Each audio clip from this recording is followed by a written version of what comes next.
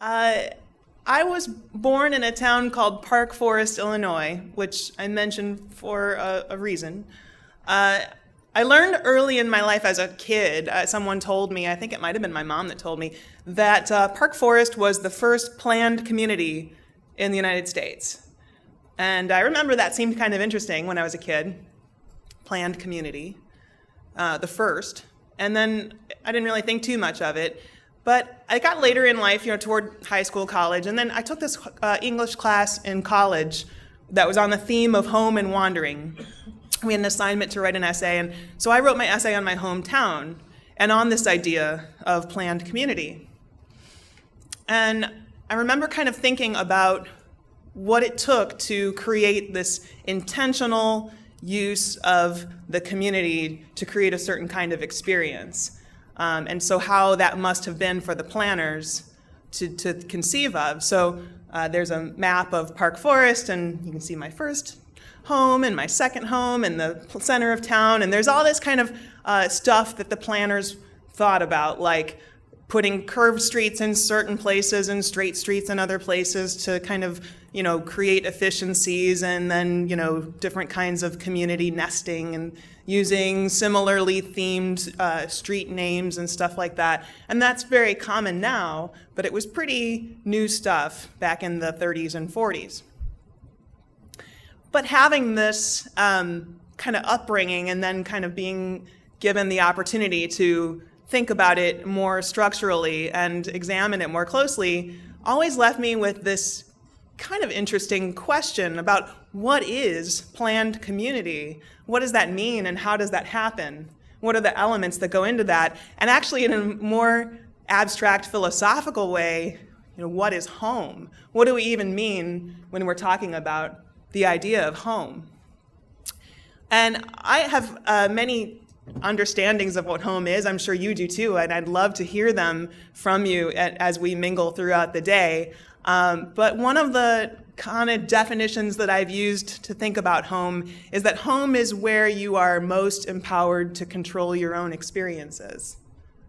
I don't know, does that resonate with anyone? Does that seem like, that might be a workable definition? See a few, okay, that's an interesting thing to consider. But then you think well, what does it mean to even have intentional experiences? What does it mean to own those experiences and work with them and control them going forward? So as we think about that, I want to introduce the idea that there can be, and you probably think about this as user experience designers, there can be a lot of intention behind our experience of place. There can be a lot of thought that's gone into what we're seeing and doing and how we go through that environment. And so more and more lately, we're seeing that there can be a lot of digital data that shapes our physical surroundings. And also that a sense of place permeates our digital experience. So these two sort of worlds, in a sense, overlap with each other. And more to the point of this last slide, or to expand on this last idea about place permeating digital experience, I'd like to demonstrate that to you, or kind of prove that to you, through the use of examining metaphor. So I'm a linguist by education. I kind of came into marketing and technology sort of by accident. I studied German. I was a German major and a Russian and linguistics double minor with a concentration in international studies, and then my master's work was in linguistics and language development, so really prepared me for web technology. But what it did prepare me for was to think about everything through this lens of metaphor, and really think about the ways that we structure our communications and how, sort of syntax and semantics fit together in how we communicate as humans to each other and how we use technology to communicate. And moreover, when we think about metaphor and its use in intentional experiences, what I think is interesting is this seminal book on metaphor that everyone who ever talks about metaphor from the stage quotes, by George Lakoff and Mark Johnson, Metaphors We Live By, that this quote, the essence of metaphor is understanding and experiencing one thing in terms of another. So it's not just poetic language. It's not just kind of colorful abstractions. It's a framework for how you think about one thing as another thing. So with that in mind, here's a metaphor about place that we use all the time in digital experience. The @ symbol is kind of an address, right, which is itself a metaphor of place. It's telling you where to find someone, talking about nodes and networks and things like that. So an interesting starting point, but the more to the point, I think, of when we think about digital marketing and digital user experience, a lot of these metaphors probably come to mind right away, like traffic and paths, journeys and mapping. Even when we talk about a landing or a visit, all of those are really metaphors of travel. And they're interesting to deconstruct that way because there are loaded sort of emotional concepts behind them, right? Like traffic is something that when we think about it in a physical construct, we're talking about something that's kind of bad, right? We don't want to experience traffic unless we're thinking about it in the retail environment, which is probably where it got borrowed over from. But even then, it's like, how do we control the flow of traffic through the store? How do we make the best use of the foot traffic that we're getting into a store? And when you think about it that way, it sort of retrains your mind about thinking about traffic online as something that you want to do with greatest efficiency and making good use of the opportunity, which is of course true. But when you, as I have run a digital strategy and agency, analytics agency before, every single one of my clients would ask about getting more traffic and not necessarily about using the traffic that they get more efficiently and how to make the best kind of flow and experience for people. So it's a retraining that we have to do with people all the time. And even more interesting, I think, about those metaphors is this sort of other dimension of them, which is that some of them imply movement and some of them imply stillness. And so thinking about the way that people experience a digital site or a platform or a product or a system or whatever, it's often useful to think about, are we trying to create this sense of movement through space or flow, or are we trying to create a sense of rest and stillness? And some of that can be like about, if you're doing something that's energizing versus something that's supposed to be reassuring, a lot of those kinds of emotional connotations can come into play as you think about that. So I think in the early days of the web, it was very easy to conceive of the web as printed matter. And so some of these metaphors of like pages and bookmarks and things like that came into play very early on and have stayed with us. But I think it's even more interesting to then examine, well, what does it mean to use the digital experience as a form of reading, and what would you have to do to really dimensionalize that? How would you have to think about, the metadata for searchability, findability, retrievability? How would you need to structure opportunities to make the best use of the fact that you have digital tools at your disposal, yet you're reading, it's not about pages, it's not about bookmarks. Maybe there's more that we can add to that story. Similarly, like if we think about the digital experience sets of metaphors about a building or that reference a house or a building or something like that, you have entrances and exits, you have windows, we even talk about information architecture, right? I think it's fascinating, though, to take the opportunity to look at what we don't talk about when it comes to metaphors of buildings. Like, we never talk about stairs or doors or floors or any of that kind of stuff. And it's kind of funny, but it's also like, well, what would that mean? Is there an opportunity there? If we really examine the sort of white space around the metaphors that are in use and think about what are the opportunities to innovate and be creative about how we would create experiences that represent those metaphors or that sort of dimensionalize those metaphors. Like, would stairs mean kind of access between different levels of a hierarchy of content or something like that? Would we be intentionally and meaningfully guiding people through doors to get from one area to another? I don't know, but it's worth kind of playing around and thinking about in your experience. But the point of a lot of this is just to say that when you're designing any kind of experience, whether it's an online or offline experience, that you're really designing for both, that all of those kinds of ideas and concepts are really in play all the time. They're what we carry with us. They're how we already experience the digital environment. And when we're in our physical environment, we are being kind of recoded.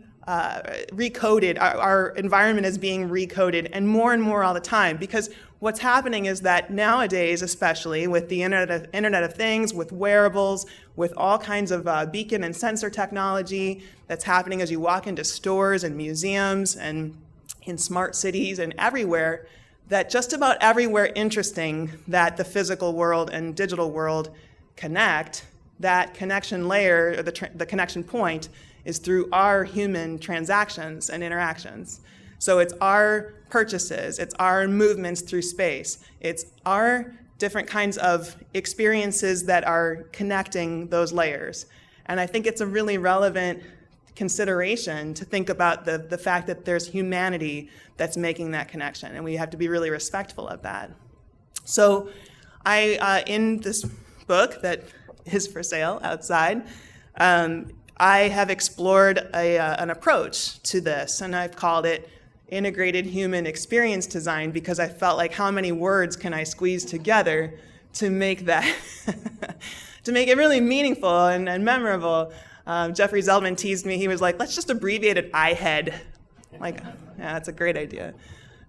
So I propose that to design meaningful experiences, it's going to take thinking about them in an integrated way. So of course, thinking about all of those contexts, both online and offline, as well as other kind of integrated contexts that are going to come into play.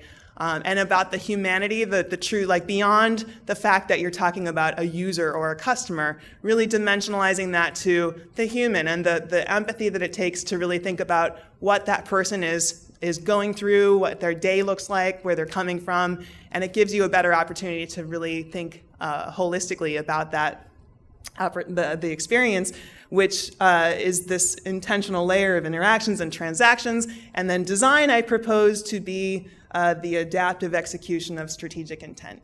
It's a lot of abstract, ambiguous words. I hope that makes sense. You guys live in abstractions, though, so hopefully this is all good. So I think if we're going to talk about integrated, or IHEAD, integrated human experience design, what does it take to design meaningful and integrated experiences? Coffee and wine, perhaps? Well, I will offer what I think some of the key elements of meaningful human experience design are. What about IHEAD, but meaningful, what makes that meaningful? So it's integration, for sure. Dimensionality, we'll go through each of these, by the way, so you are welcome to take a photo of this slide. Also, in case you have never seen the platypus and guitar, keytar guy, I love this little diagram, because this is, and it goes with my favorite quote. It's really my favorite quote ever, that all models are false, but some are useful. And in this case, the intentionality, or the integration, dimensionality, metaphors, intentionality, value, alignment, and adaptation are just some of the elements that I think it takes to really think through a holistic, meaningful design of experience.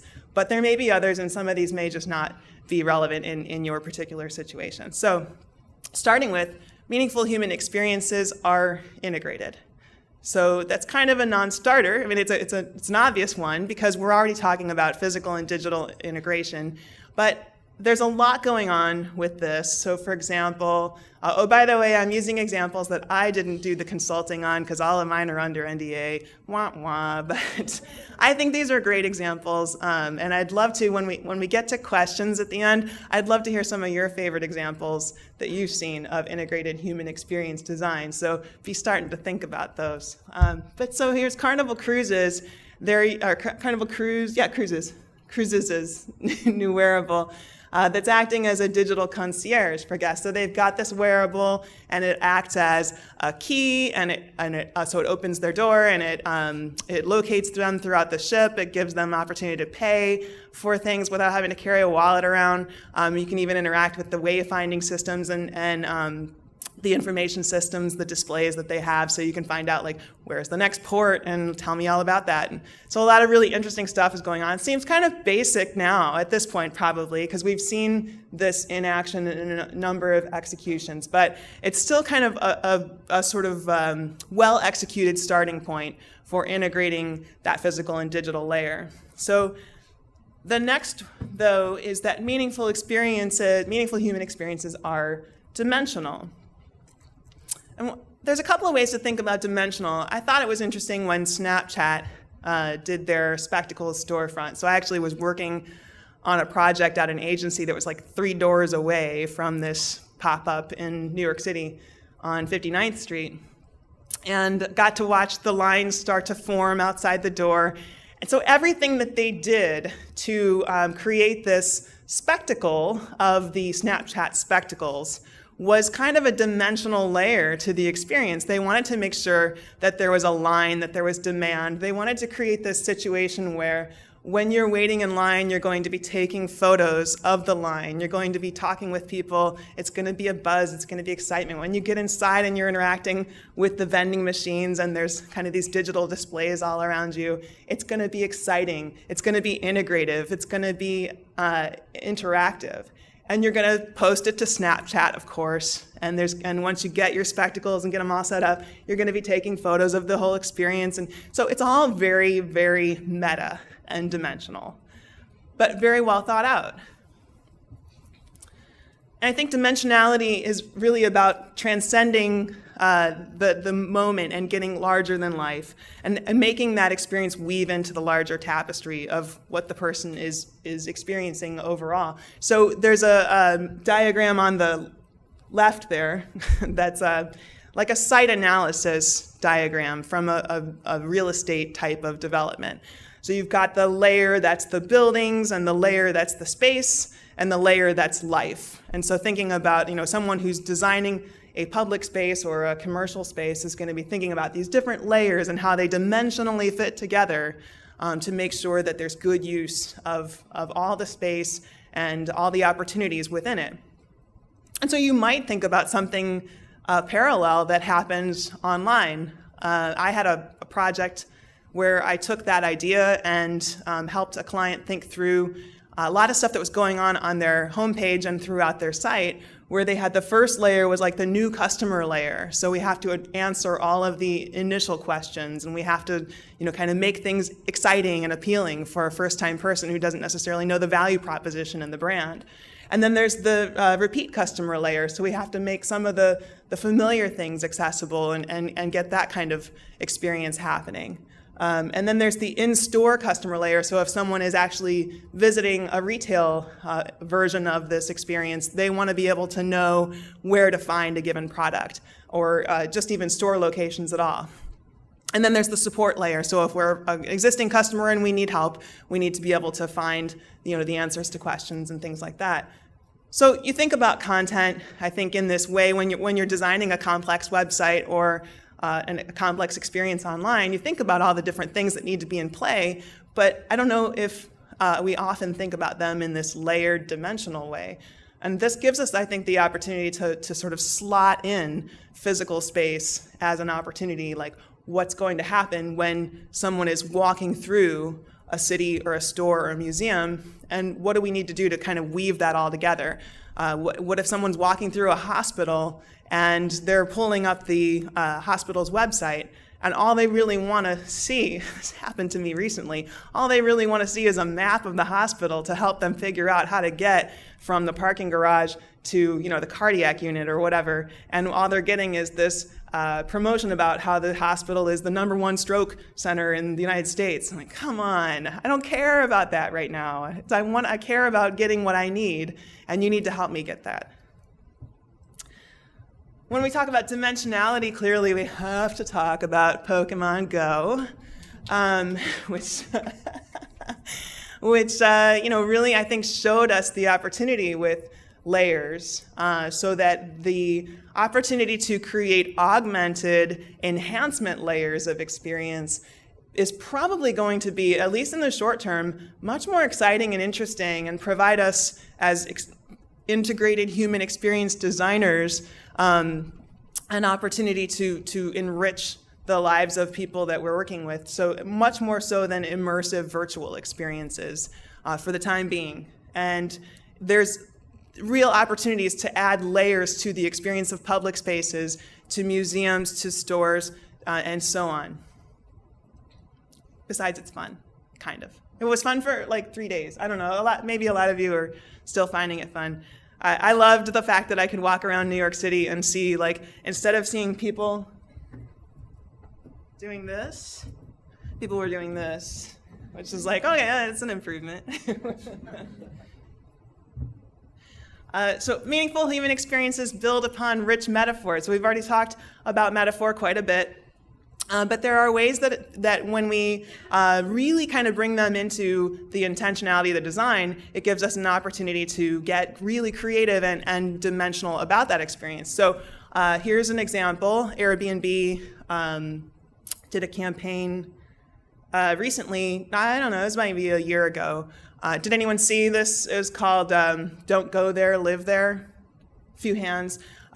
So the idea was, if you're going to visit Paris, don't do Paris, but live in Paris and get this kind of really true experience of what it's like as a local to have the Paris experience. And so they're kind of using this go there, live there idea in contrast with one another. Brian Chesky, the CEO, when he introduced this new campaign at their open event, he talked about this.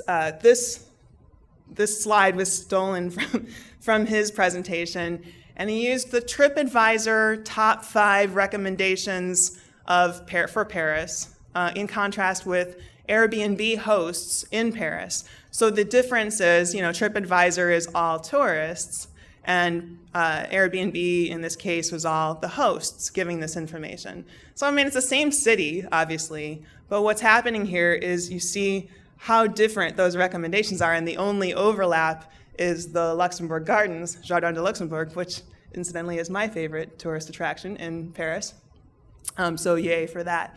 But the interesting thing that happens there is that that's a case where metaphor and metadata are really reinforcing one another. And I think the more that happens, the more you've got those kind of facets of the experience happening in tandem, you're really offering yourself an opportunity to get really rich with how you bring that to life. So meaningful human experiences are also intentional and purposeful. So most of my work in some way or another is about meaning. And so I always come back to this, the meaning or the purpose behind something. It's very dimensional. So obviously I told you I was a linguist by education, so that's my lens on meaning anyway. But I'm also thinking about these sort of more nuanced and philosophical layers of meaning. There's this way that I think if you can define what your strategic purpose is as a company or an organization, that really helps you get clear about a purposeful strategy. And then those things can sort of write themselves, and you get a lot more clarity about how to approach decision making and how to prioritize resources and things like that. So an example of that, I think the sort of the best example of that is Disney. And Disney has, as a sort of strategic imperative within their organization, the idea of magical experiences. So creating magical experiences sounds maybe at first a little fluffy or abstract until you think about operationally at every level, every single person who's employed by Disney when they're interacting with a customer or guest or whatever, however they decide to term that person. If there's a problem, that employee knows how to solve that problem in line with creating magical experiences. There's no question. It's a very clear imperative when it comes down to it. So they've got all these things too, like the Carnival Cruises wristband. They've got their My Magic Band that they spent, I think, over $1 billion creating this program. And it's throughout all their parks.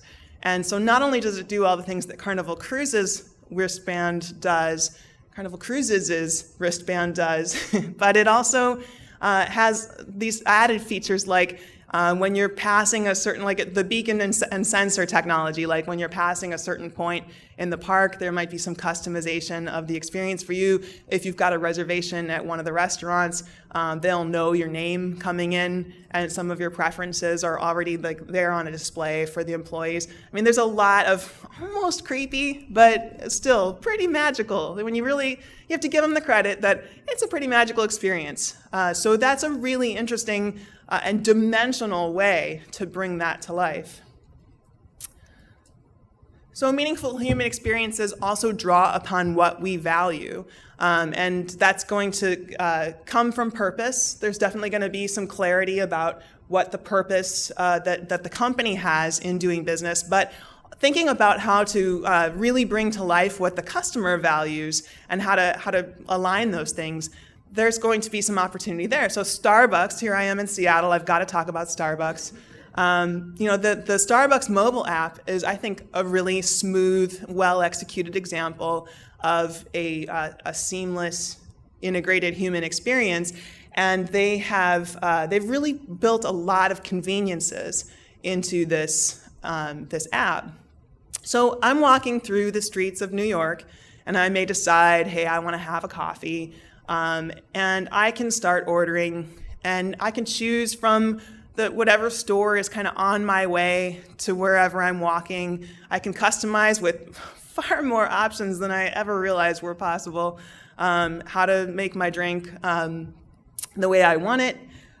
Someone, when I was presenting this the last time I had the slide up, what came up to me afterwards, they were like, 3 shots? Really? You did 3 shots? Wow. Sorry, I didn't think that I was going to be showing this screenshot or that I was going to be that specific when I took it. Anyway, when all that comes together, and then they tell me you're walking. It's going to be about 7 minutes that it's going to take for you to get to that store, and your drink will be ready in like 3 to 6 minutes. Do you want to place it now or wait? So there's a lot of really, really good nuanced details that are built into this. And we take a lot of them for granted because some of these things have been around a while. Like online ordering seems like, well, that's kind of a no-brainer. But a lot of this stuff is just about really tightly integrating all of these little details and really building off of what the customer is going to value, what the person's going to value, and how that plays into our strategic purpose. So in this case, I don't know how many of you are familiar with Starbucks' idea of third place, but this is a very important conceptual purpose for Starbucks, is that they are a third place that people can experience that's away from home and work, sort of this place where they can feel like this is where I go. And what's interesting to me at a dimensional level about the Starbucks mobile app is that that third place almost becomes wherever you are. So you can kind of have that as your mobile third place, in a sense, because they've really integrated and woven in their purpose with your values, and everything comes together. So in that sense, meaningful human experiences align the interests of all parties. So it's not just about what serves the company's purpose, and it's not just about kind of as a lackey to the customer and making everything as easy as possible. It's really about like what's going to benefit us, what's going to benefit you, what's going to benefit our stakeholders, our employees. Let's make it clear for employees to be able to do their jobs like magical experiences. Let's make everything just as tightly interwoven as possible. Sometimes that doesn't happen. Sometimes there are counterexamples. This is my only counterexample in this whole deck. And everybody is kind of piling on Uber right now, but I am going to as well. So I don't know how many of you saw this news story about like 4 or 5, 6 months ago or so, that it came out that Uber collects in the data set that Uber collects when you hail a car. One of the pieces of data that they collect is your phone battery level. And so they know if your phone battery level is super, super low, they know through experimentation that you would be willing to pay a surge price to get your car in an expedient way. So knowing that, of course, if your phone dies, you're going to be SOL, they're aware of that. Now they swear up and down they're not using that information. They're not actually charging surge prices to customers based on phone battery level. So I do want to make it clear that that was included in the article as well, and there's been a few public statements since then. But I think what's interesting to me about that is that there is really no reason why that experiment would ever serve anyone's purpose but Uber's, right? It's never going to be beneficial to the customer or to the employees or anyone. It's purely a profit-driven exercise. So even the fact that they're collecting this data and doing this experiment like, could we push a surge price to people and would they pay it? Yes, they would. That's an ethical burden that they didn't need to take on. So I just think it's really, really helpful for us to approach this planning and this design work with that intention in mind of making sure that as much as possible, we're aligning the interests of all parties in the work that we do. People notice, people notice when that happens, and they notice when it doesn't work that way. And another way to say it, I guess, is, this is kind of one of my oft-repeated phrases, is that analytics are people. That so often the data that we're looking at in analytics represents the needs and interests of real people. And these are the people who are showing an interest in interacting with your brand and having your experiences. So it pays to be respectful to them. It's meaningful to be respectful to them. And relevance is a form of respect. Giving a relevant experience, a targeted experience to people is a form of showing some respect for the humanity of those people. But so is discretion. So is being kind of cool about not collecting more data than you need, not doing manipulative things with that data, and not being greedy or creepy with that data. So that's my my speech about that, because I'm definitely cautious about the amount of data that's being collected all the time of ours by companies, by different interests, and being used in ways that we often are not aware of. So when you're in the position to make decisions about what data gets collected and used in what ways, I think it's just very, very helpful to try to be as aligned as possible about the benefits. Beyond that, though, meaningful human experiences are adaptive.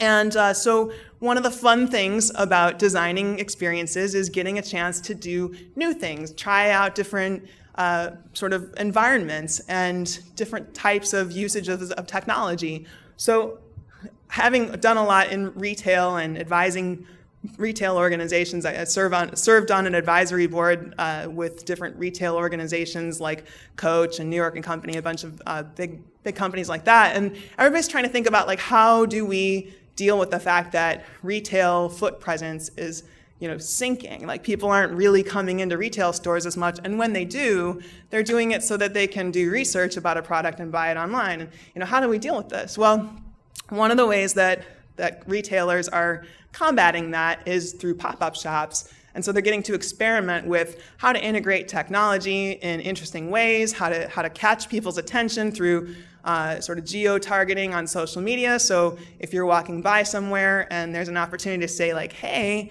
this thing is going on over around the corner. Don't you want to come and see what's new with the speakers brand that you like, or with the shoe brand that you like, or whatever? So a lot of that's going on. And then proximity technology, like once you get into the pop-up store, people are doing some interesting things with, like, take this iPad and walk around, and as you approach different products, it'll pop up information about those products. Things like augmented text, so the same idea, you're getting to see this kind of layer of what's possible. Like if you're looking at a blazer and it's like, I'm trying it on in gray, but I'd like to see it in blue.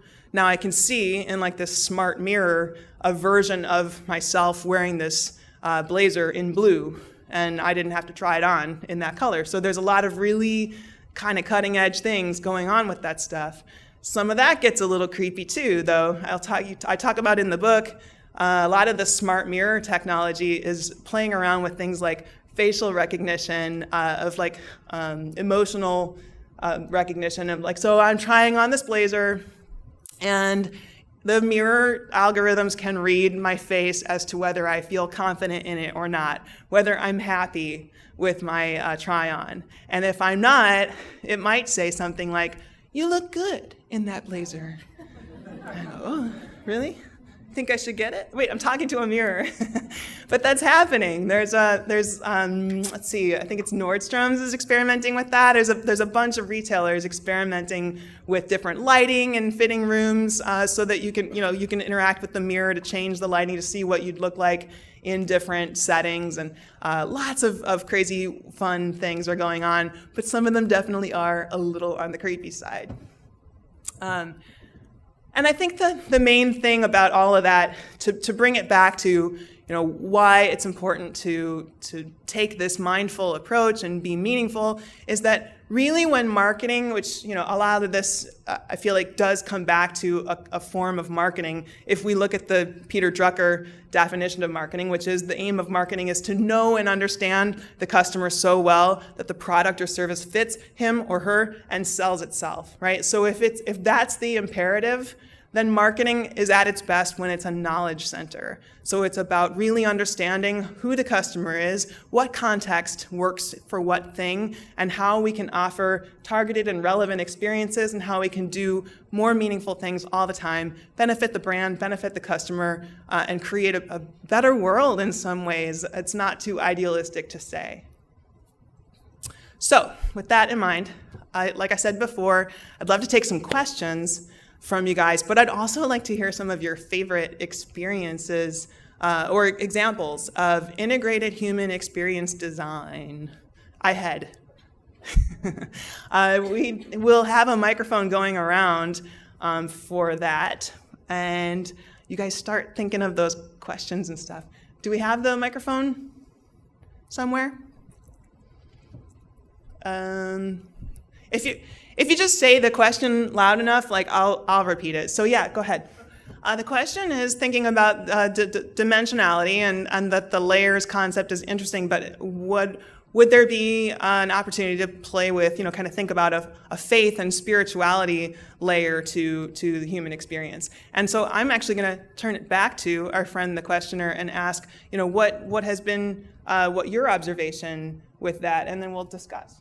Example is, yesterday was Ash Wednesday, and so looking for, being out of town and looking for a church to go find a service, trying to use Google for this experience and being able to specify, I'm looking for like certain service times and locations and stuff like that. I mean, that's all just metadata, right? Like it could, in theory, be something that if Google wanted to sort of provide those options for what is the type of thing you're looking for? Oh, a church, and now we can explode a little further down to, oh, what kind of church and what types of service are you looking for and what are the time, those kinds of things could easily happen, and you can imagine maybe the interface of like a travel website that does, or a shoe retail website also that does these kind of faceted browsing types of things where there's lots and lots of metadata with sub-metadata and things like that go on. But I love the question about the faith and spirituality considerations. It's not one of my immediate thoughts, but I definitely, as a person who thinks about meaningful experiences, I think that's something that could easily be part of a lot of the different sort of travel and experiences and museums. Like if you're going to like the Jewish museum or something like that, maybe there's facets to that, like, are you Jewish? Maybe you want a different set of information as you're going through the museum than people who don't necessarily have education or a background in the culture and the religion. So interesting consideration there. What other questions? Yeah.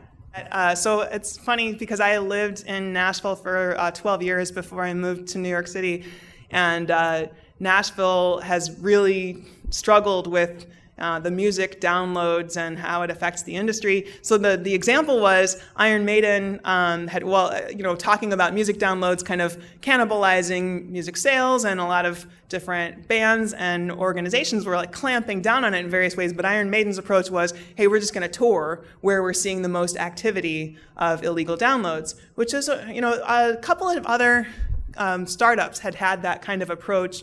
And they have been now acquired and subsumed into other organizations. But to take the activity, the interest that's being demonstrated and use it to your advantage. And I think a lot of other industries could really study that as well. I mean, books are a tough industry right now.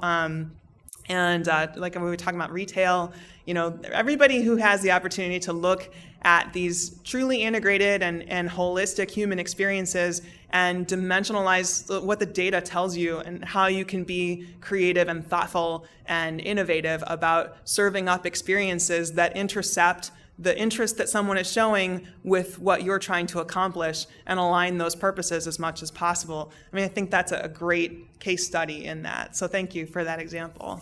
Yeah, in the back. Sorry, no, you. Well, they're paying a lot more than $5 for a cup of coffee in a lot of the European cities, from my experience. But yeah, the point is, as our friend was mentioning, that Starbucks is trying to expand throughout Western Europe, and there was just a story about opening their first store in Milan. So there's some concern, some backlash, like, well, you can't open here. We don't want this newfangled American brand, which has been around for decades, to open up in the beloved city of Milan. And that's legit.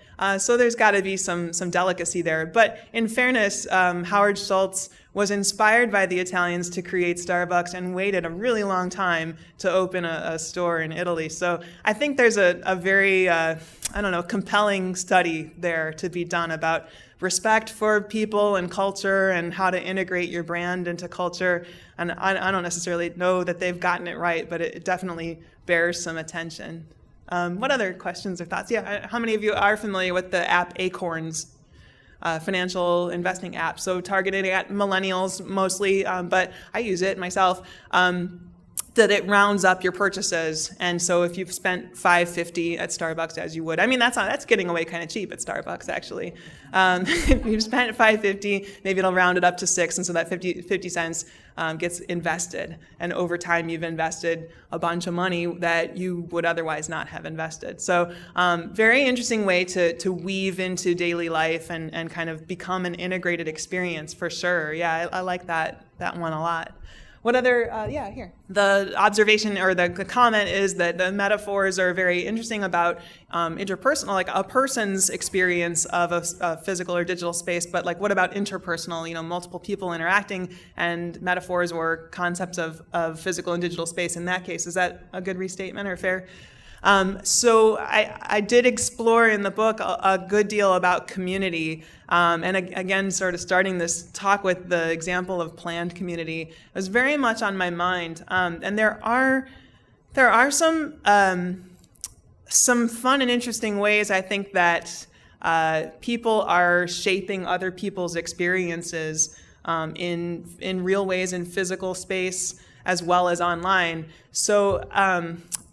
I love to think going back to when I was content manager at Netflix back in the late 90s, I was part of helping to redesign the website to incorporate dynamic content and to put in place some of the recommendation algorithms that are now pretty standard. But what we were doing was trying to use a combination of the algorithm took into consideration, your rental history and ratings history. It also took into consideration some business factors like with whom did we have the highest revenue share, so what did we want to promote, but also things like what were other people who had similar ratings and rental history to yours showing an interest in. So that's now become fairly standard, and it does shape, I think, a lot of our digital experiences, but was new at the time.